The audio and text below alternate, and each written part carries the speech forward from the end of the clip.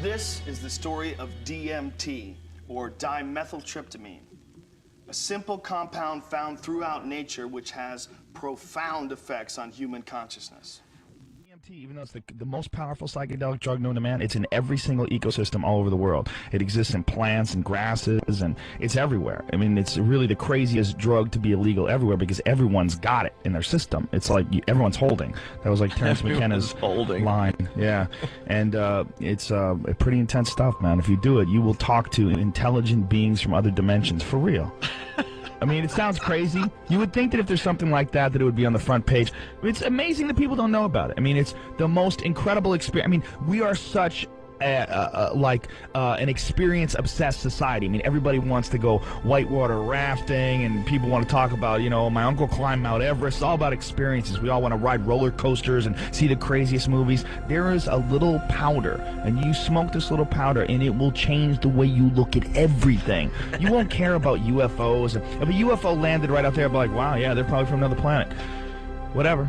It's not DMT. DMT is 100,000 times crazier than that. It's like mushrooms times 1,000,000 plus aliens. That's what it's like. And literally, I mean, it sounds, it's crazier than you could possibly imagine or describe. If you take DMT, you will communicate with something. And it's so beyond description that me talking about it is like trying to explain a kaleidoscope to a blind man. I mean, it just doesn't make sense. Like, there's no way you could explain it. I mean, it's so beyond anything you can explain. But something communicates with you when you do this stuff. And my words do it no justice.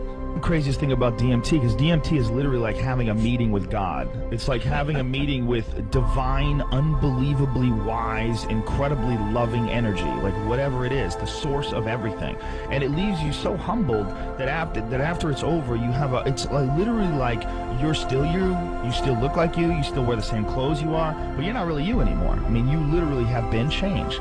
You know, you have experienced something that very few humans experience. And the thought to me that people can go through their entire lives and not know about this is an incredible waste of time.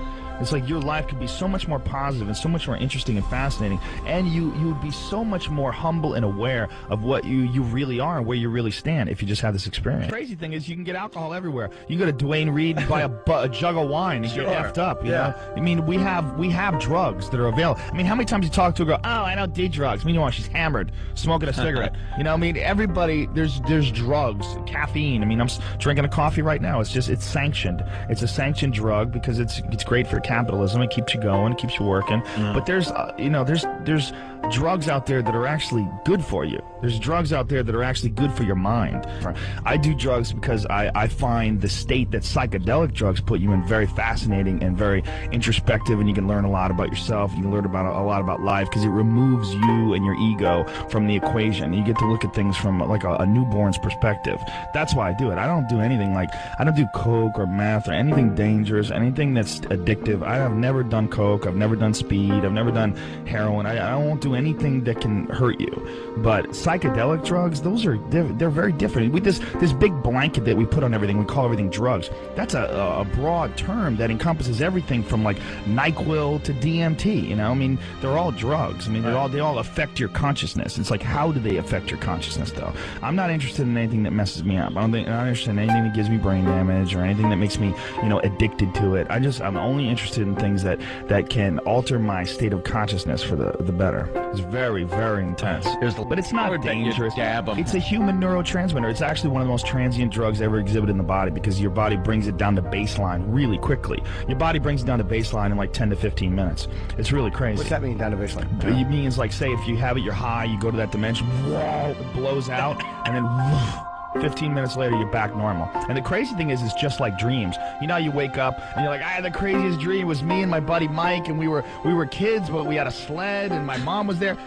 And then 5 minutes later, you're like, what the hell was my dream? Yeah. That's exactly what a DMT trip was like. It's like gold dust slipping through your fingers.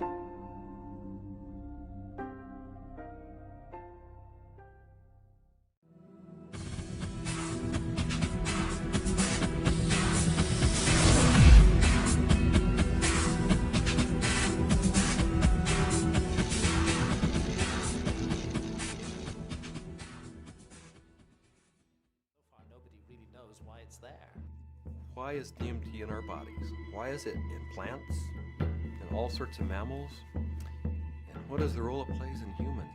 Why is there a part of the brain that seems to be, for lack of a better word, a God detector?